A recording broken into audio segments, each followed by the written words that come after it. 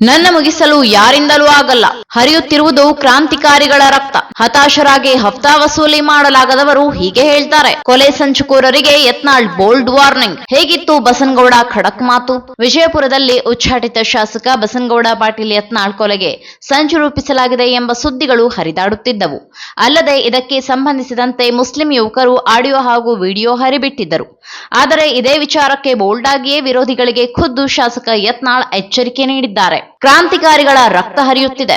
ಈ ಕುರಿತು ವಿಜಯಪುರದಲ್ಲಿ ಮಾತನಾಡಿರುವ ಅವರು, ನನ್ನಲ್ಲಿ ಕ್ರಾಂತಿಕಾರಿಗಳಾದ ಕಿತ್ತೂರು ರಾಣಿ ಚೆನ್ನಮ್ಮ, ಸಂಗೊಳ್ಳಿ ರಾಯಣ್ಣ, ಅಂಬೇಡ್ಕರ್ ಅವರ ರಕ್ತ ಹರಿಯುತ್ತಿದೆ.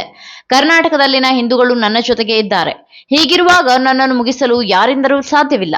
ನನ್ನನ್ನು ಮುಗಿಸಲು ಯತ್ನಿಸಿದರೆ ಕರ್ನಾಟಕದಲ್ಲಿ ಬೆಂಕಿ ಹೊತ್ತಿಕೊಳ್ಳುತ್ತದೆ ಎಂದು ಅವರು ಎಚ್ಚರಿಕೆ ನೀಡಿದ್ದಾರೆ. ಇನ್ನು ಏಪ್ರಿಲ್ 15 ಕೊನೆಯ ದಿನ ಎಂಬ ಆಡಿಯೋ ಹರಿಬಿಟ್ಟಿದ್ದ ಕಿಡಿಗೇಡಿಗಳ ಬಗ್ಗೆ ಪೊಲೀಸರು ತನಿಖೆ ನಡೆಸುತ್ತಿದ್ದಾರೆ. ಬಳಿಕ ಇದರ ಹಿಂದೆ ಯಾರೆಲ್ಲ ಇದ್ದಾರೆ ಎನ್ನುವ ವಿಚಾರ ಬಯಲಾಗಲಿದೆ. ಅಲ್ಲದೆ ರಾಜ್ಯ ಸರ್ಕಾರಕ್ಕೆ ಈ ಪ್ರಕರಣದ ಕುರಿತು ನಿಷ್ಪಕ್ಷಪಾತ ತನಿಖೆ ಮಾಡಲು ಆಗದಿದ್ದರೆ ಕೇಂದ್ರ ತನಿಖಾ ಸಂಸ್ಥೆ ಎನ್ಐಎಗೆ ಒಪ್ಪಿಸಲಿ ಎಂದು ಯತ್ನಾಳ್ ಒತ್ತಾಯಿಸಿದ್ದಾರೆ. ಇನ್ನು ಹುಬ್ಬಳ್ಳಿಯಲ್ಲಿ ರಾಮನವಮಿ ಎಂದು ಮೊಹಮ್ಮದ್ ಪೈಗಂಬರ್ ಅವರ ಅವಹೇಳನದ ವಿಚಾರಕ್ಕೆ ಪ್ರತಿಕ್ರಿಯಿಸಿ, ಆ ಕಾರ್ಯಕ್ರಮದಲ್ಲಿ ನಾನು ಪ್ರವಾದಿ ಮೊಹಮ್ಮದ್ ಪೈಗಂಬರ್ ಅವರ ಹೆಸರನ್ನು ಎಲ್ಲಿಯೂ ತೆಗೆದುಕೊಂಡಿಲ್ಲ. ಮೊಹಮ್ಮದ್ ಅಲಿ ಜಿನ್ನಾ ಅಂತ ಹೇಳಲು ಹೋಗಿ ಮಾತಿನ ವೇಗದಲ್ಲಿ ಮೊಹಮ್ಮದ್ ಎಂದು ಹೇಳಿದೆ. ನಾನು ಎಲ್ಲಿಯೂ ಇಸ್ಲಾಂ ಧರ್ಮ ಸಂಸ್ಥಾಪಕರ ಹೆಸರನ್ನು ಉಲ್ಲೇಖಿಸಿಲ್ಲ ಎಂದು ಯತ್ನಾಳ್ ಸ್ಪಷ್ಟಪಡಿಸಿದ್ದಾರೆ. ನಮ್ಮ ಸಂಸ್ಕೃತಿ ಅದನ್ನು ಹೇಳಿಲ್ಲ. ನಮ್ಮ ಧರ್ಮದಲ್ಲಿ ಹಿರಿಯರ ಆದಿಯಾಗಿ ಎಲ್ಲರೂ ಒಳ್ಳೆಯದನ್ನೇ ಹೇಳಿಕೊಂಡು ಬಂದಿದ್ದಾರೆ. ಅದರಲ್ಲೂ ಈ ಧರ್ಮದ ವಿಚಾರಗಳಲ್ಲೂ ಸಹ ಅಷ್ಟೇ. ಇನ್ನೊಂದು ಧರ್ಮವನ್ನು ಹೀಯಾಳಿಸುವುದು, ಅವಮಾನಿಸುವುದರ ಸಂಸ್ಕೃತಿಯನ್ನು ಹೇಳಿಕೊಟ್ಟಿಲ್ಲ. ನಮ್ಮ ಹಿಂದೂ ದೇವರಾದ ರಾಮ, ಕೃಷ್ಣ, ಸರಸ್ವತಿಯನ್ನ ಅವಮಾನಿಸುತ್ತಿರುವವರು ಯಾರು?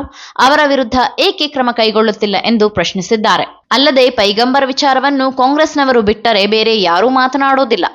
ವಿಜಯಪುರ ನಗರದಲ್ಲಿ ಗೂಂಡಾಗಿರಿ, ಹಫ್ತಾ ವಸೂಲಿ ಮಾಡಲು ಆಗದೆ ಹತಾಶರಾಗಿರುವ ಕಾಂಗ್ರೆಸ್ನವರು ಪೈಗಂಬರ್ ನೆಪ ಮಾಡಿಕೊಂಡು ನನ್ನ ವಿರುದ್ಧ ಮಾತನಾಡುತ್ತಿದ್ದಾರೆ ಎಂದು ಯತ್ನಾಳ್ ಕೌಂಟರ್ ನೀಡಿದ್ದಾರೆ.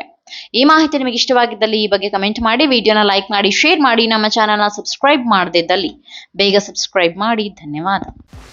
84ರಿಂದ 50 kg ಬಂದೆ. ಆಮೇಲೂ ಸಣ್ಣಗೆ ಫಿಟ್ ಆಗಿದ್ದೀನಿ. ಅದಕ್ಕೆ ನಾನು ಯೂಸ್ ಮಾಡ್ತಾ ಇರೋದು ಜೀನಿ ಸ್ಲಿಮ್. ಸಣ್ಣ ಆಗೋಕ್ಕೆ ಜೀನಿ ಸ್ಲಿಮ್ ಯೂಸ್ ಮಾಡಿದೆ, ಹೆಲ್ದಿನೂ ಅದೇ. ನೀವು ಸಣ್ಣ ಆಗಬೇಕಾ, ಹೆಲ್ದಿ ಆಗಬೇಕಾ?